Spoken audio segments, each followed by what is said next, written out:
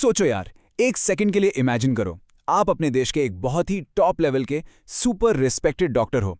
चारों तरफ वॉर चल रही है, बॉम्ब गिर रहे हैं और अचानक आधी रात को एक आदमी बुरी तरह घायल हालत में आपके दरवाजे पर आता है। पर ट्विस्ट पता है क्या है? वो आपके देश का सबसे बड़ा दुश्मन है। अब आप क्या करोगे? क्या आप एज अ डॉक्टर उसकी जान बचाओगे या फिर अपने देश को बचाने के लिए उसे चुपचाप पुलिस के हवाले कर दोगे? ये कोई हाइपोथेटिकल सिनारियो नहीं है दोस्तों, यही है हमारा आज का चैप्टर, #TheEnemy। ये क्लास 12 बोर्ड्स के लिए एब्सोल्युटली क्रिटिकल चैप्टर है और आज स्टडी माफिया के इस क्लास में हम इसे बिल्कुल जीरो लेवल से मास्टर करने वाले हैं। लेकिन कहानी में डीप डाइव करने से पहले मुझे एक बात बताओ, पढ़ाई कैसी चल रही है आप सबकी?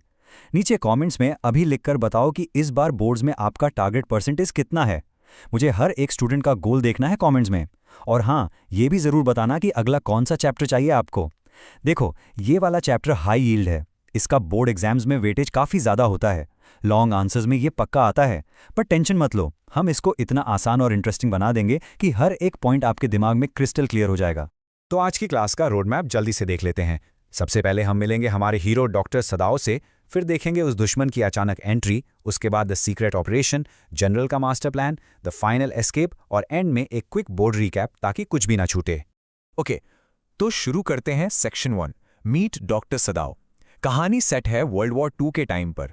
जापान और अमेरिका के बीच एकदम एक्सट्रीम जंग चल रही है और इसी हिस्टोरिकल टेंशन के बीच आते हैं डॉक्टर सदाओ होकी।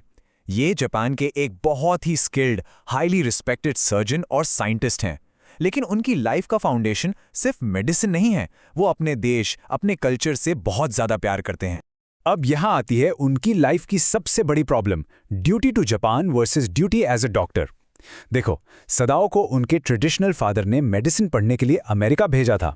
हाँ, वही अमेरिका जो अब उनका कट्टर दुश्मन है। वो अमेरिकन्स को थॉरोली समझते हैं, पर उनकी अल्टीमेट लॉयल्टी हमेशा जापान के लिए है। इसे ऐसे समझो जैसे आपके बेस्ट फ्रेंड की एक मैंडेटरी बर्थडे पार्टी हो और अगले ही दिन आपका मैथ्स का फाइनल प्री बोर्ड एग्जाम हो। अब दोनों के बीच बुरी तरह फंस जाते हो ना, वैसा ही सदाओ का हाल है। क्विक रिकैप, सदाओ की ये ड्यूअल आइडेंटिटी एक इंटेंस इंटरनल कॉन्फ्लिक्ट क्रिएट करती है। इसे ध्यान से समझना और अपनी नोटबुक में मार्क कर लो, क्योंकि ये कॉन्सेप्ट स्कोरिंग है और बोर्ड्स में पक्का पूछते हैं। अब स्टोरी में एंट्री होती है उनकी वाइफ हाना की। ये कैरेक्टर बहुत यूनिक है क्योंकि ये मॉडर्न भी है और ट्रेडिशनल भी। वो दोनों अमेरिका में मिले थे पढ़ाई के टाइम, पर सदाओ ने शादी तब तक नहीं की जब तक उनके फादर ने प्योर ट्रेडिशनल जापानीज वे में उसे अप्रूव नहीं कर दिया। इनकी लाइफ बहुत सेट और डिसिप्लिन्ड है, लेकिन अंदर ही अंदर वॉर की वजह से बहुत डरी हुई है। उसे लगता है पता नहीं कल क्या हो जाए। क्विक रिकैप, हना एक्चुअली मैरिटल ड्यूटी और वॉर टाइम एंग्जाइटी के फ्रेजाइल बैलेंस को दर्शाती है। इसे नोट कर लो क्योंकि एग्जामिनर्स अक्सर हना के कैरेक्टर ट्रेट्स और उसके हिडन डर के बारे में स्पेसिफिकली पूछते हैं। इनकी इस शांत, वेल प्लान्ड लाइफ में अचानक एक तूफान आता है। Section 2, the enemy arrives. एक धुंध भरी शाम थी। दोनों पति पत्नी समुद्र के किनारे अपने घर के बाहर खड़े थे। तभी उन्हें अचानक लहरों के बीच एक बेहोश, खून से लथपथ आदमी बहकर आता हुआ दिखता है। जब वो भागकर पास जाते हैं और उसकी शक्ल देखते हैं तो उनके होश उड़ जाते हैं। वो एक अमेरिकन प्रिजनर ऑफ वॉर था, यानी कि एक एस्केप्ड दुश्मन। अब आप खुद अपनी जगह रखकर सोचो, ऐसी लाइफ एंड डेथ सिचुएशन में आप क्या करते? पेट्रियोटिज्म दिखाते या ह्यूमैनिटी? अगर आप उसे अथॉरिटीज़ को दे देते तो आपने देश का लॉ फॉलो किया और पेट्रियोटिज्म दिखाई, पर अगर उसकी जान बचाई तो ह्यूमैनिटी और अपना मेडिकल ओथ फॉलो किया। ये क्वेश्चन बोर्ड में बहुत इंपॉर्टेंट है। ये सेंट्रल मॉरल डायलेमा ही इस पूरे चैप्टर की जान है। एग्जाम में सीधा क्वेश्चन आता है इसी पर। और इसी इम्पॉसिबल चॉइस को फेस करते हुए हम आते हैं नेक्स्ट पार्ट पर, द सीक्रेट ऑपरेशन। देशद्रोही कहलाने का और अरेस्ट होने का मैसिव रिस्क होने के बावजूद सदाओ और हाना डिसाइड करते हैं कि वो उस सोल्जर को अपने घर के अंदर ले जाएंगे। और पता है, जैसे ही वो घायल आदमी ऑपरेशन टेबल पर आता है, सदाओ का प्रोफेशनल इंस्टिंक्ट उनके अंदर के पेट्रियट को पूरी तरह से ओवरटेक कर लेता है।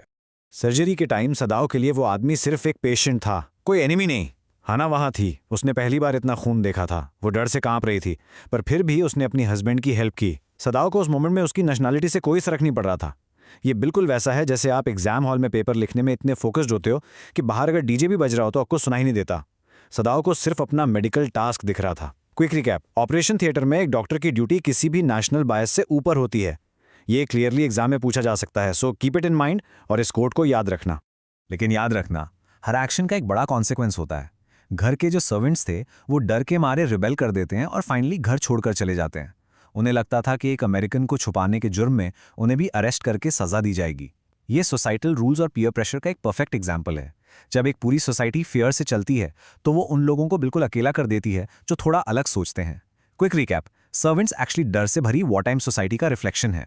इसे नोट कर लो यार, एग्जामिनर्स को लॉन्ग आंसर्स में ये डिटेल बहुत पसंद आती है। अब चलिए आगे बढ़ते हैं कहानी के अगले हिस्से पर, द जनरल्स प्लान। जैसे जैसे सोल्जर ठीक होने लगता है, सदाओ को रियलाइज होता है कि अब उसकी फैमिली पर खतरा बहुत ज्यादा बढ़ गया है। अपनी फैमिली को कंप्लीटली डिस्ट्रॉय होने से बचाने के लिए सदाओ एक बहुत बड़ा प्रोएक्टिव स्टेप लेते हैं। वो डायरेक्टली पावरफुल जापानीज जनरल को उस दुश्मन के बारे में सब कुछ सच सच बता देते हैं। अब यहां एक कैच था, जनरल खुद बीमार है और अपनी आने वाली सर्जरी के लिए प्योरली सदाओ पर डिपेंड करता है। जनरल पूरी बात सुनता है और एक बहुत ही कोल्ड कैलकुलेटिंग प्रॉमिस करता है। वो कहता है कि वो रात में अपने प्राइवेट ट्रेंड असैसिन्स भेजकर उस दुश्मन को चुपचाप मरवा देगा। सदाओ को कुछ नहीं करना पड़ेगा। ये सॉल्यूशन सुनने में परफेक्ट लगता है, लेकिन वो असैसिन्स कभी नहीं आते और असैसिन्स के आने का ये जो एगनाइजिंग इंतजार था वो सदाओ और हना को साइकोलॉजिकली अंदर तक तोड़ देता है। वो अपने ही घर में रात को ठीक से सो नहीं पाते, हर आहट से डरने लगते हैं। इस टेंशन का एक बार टाइमलाइन देखो, बहुत इंटरेस्टिंग है। डे 1 उन्हें लगता है कि पता नहीं असैसिन्स कब आएंगे, टेंशन एक्सट्रीम पर है। डे 3 जिसको मारना था वो सोल्जर एक्चुअली और रिकवर हो रहा है, उसकी फिजिकल स्ट्रेंथ वापस आ रही है। डे 5 3 रात तक बिना सोए इंतजार करने के बाद सदाओ समझ जाते हैं कि जनरल के इस खोखले प्रॉमिस का वेट करना बेकार है। वो आखिरकार डिसीजन लेते हैं कि अब कंट्रोल उन्हें अपने हाथ में लेना ही होगा। क्विक रिकैप, ये जो लंबा डरावना इंतजार था, इसने सदाओ को एक पैसिव इंसान से एक बोल्ड एक्टिव डिसीजन मेकर बना दिया। ये बोर्ड में इंपॉर्टेंट है दोस्तों, इस कैरेक्टर शिफ्ट को अपने आंसर्स में हाईलाइट जरूर करना। और यहीं से शुरू होता है चैप्टर का क्लाइमैक्स, द फाइनल एस्केप। सदाओ अब एक लाइफ ऑल्टरिंग डिसीजन लेते हैं। वो डिसाइड करते हैं कि वो उस अमेरिकन को चुपचाप बिना किसी का खून बहाए वहां से भगाने का प्लान बनाएंगे। यहां इस एग्जैक्ट मोमेंट में उनकी ह्यूमैनिटी और उनका कॉन्शियस उनके स्ट्रिक्ट नेशनल ड्यूटी पर जीत हासिल कर लेता है। उनका एस्केप प्लान हवा में नहीं था, बिल्कुल स्टेप बाय स्टेप और प्रिसाइज था। स्टेप 1 किनारे पर एक छोटी बोट चुपचाप अरेंज करना। स्टेप 2 उसमें पानी, खाना और जरूरी प्रोविजंस पैक करना। स्टेप 3 पूरे अंधेरे का वेट करना ताकि कोई देख न ले। स्टेप 4 एक फ्लैशलाइट देकर उसे पास के एक अनजान आइलैंड पर साइलेंटली एस्केप करवाना। जैसे आप एग्जाम में कोई बहुत बड़ा कॉम्प्लेक्स एस्से लिखने से पहले रफ पेज पर पॉइंट्स आउटलाइन करते हो ना, ताकि कोई गलती ना हो। सदाओ ने भी ये एस्केप प्लान बिल्कुल एक मेडिकल प्रिसीजन के साथ डिजाइन किया था। क्विक रिकैप, सदाओ ने इस एस्केप प्लान को बिल्कुल अपनी एक फ्लॉलेस सर्जरी की तरह ही प्लान और एग्जीक्यूट किया। इसको नोट कर लो, ये बहुत सॉलिड पॉइंट है आंसर के लिए। उसके बाद कहानी में आता है सबसे बड़ा और थोड़ा फनी आयरॉनिक ट्विस्ट। आपको पता है वो असैसिन्स क्यों नहीं आए? जनरल अपना वादा सिंपली भूल गया था। बाद में जब सदाओ सटल तरीके से जनरल का चेकअप करते वक्त पूछते हैं तो जनरल ऑनेस्टली एडमिट करता है कि वो अपनी हेल्थ और वॉर की टेंशन में इतना बिजी था कि प्राइवेट असैसिनेशन का वो प्लान उसके दिमाग से निकल ही गया। ये ट्विस्ट स्टोरी में ब्रिलियंटली इलस्ट्रेट करता है कि जो हाई रैंकिंग अथॉरिटीज होते हैं उन्हें एक आम इंसान के मॉरल स्ट्रगल से कोई खास फर्क नहीं पड़ता। क्विक रिकैप, एब्सोल्यूट पावर हमेशा सेल्फ सेंटर्ड होती है और एक इंडिविजुअल को अपनी प्रॉब्लम का रास्ता खुद ही बनाना पड़ता है। ओके, तो यहां हमारी इंटेंस स्टोरी का मेन आर्क कंप्लीट होता है। चलिए अब जल्दी से करते हैं एक क्विक बोर्ड रिकैप। अपनी एनर्जी वापस लाओ और एग्जाम के लिए फुली रेडी हो जाओ। बोर्ड्स में सॉलिड मार्क्स लाने के लिए इन की थीम्स को फटाफट स्पीड रिवाइज कर लो। पहला, सदाओ के डुअल आइडेंटिटी और उसका इंटरनल कॉन्फ्लिक्ट। दूसरा, एक अमेरिकन पीओडब्ल्यू की सडनली उनकी लाइफ में एंट्री।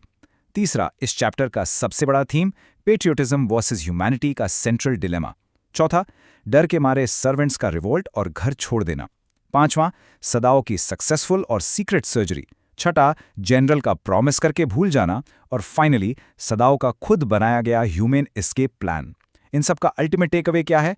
टेक अवे ये है कि ह्यूमैनिटी, कंपैशन और एक दूसरे की जान बचाना इन सब आर्टिफिशियल नेशनल बाउंड्रीज और वॉर से हमेशा ऊपर होता है। और लीजिए, इसके साथ ही आपने दी एनिमी चैप्टर इफेक्टिवली मास्टर कर लिया है। जाने से पहले अपने आप से एक आखिरी सवाल पूछो और इसका जवाब खुद ढूंढने की कोशिश करना। अगर आप उस रात उस धुंध वाले समुद्र किनारे अकेले होते तो आपकी आखिरी चॉइस क्या होती? अपना देश या एक अनजान इंसान की तड़पती हुई जान? सोचिएगा जरूर। बस इतना ही। अगर आज का कॉन्सेप्ट क्लियर हो गया हो तो लाइक करो, शेयर करो और स्टडी माफिया को सब्सक्राइब करना मत भूलना, क्योंकि यहाँ पढ़ाई होती है स्मार्ट तरीके से।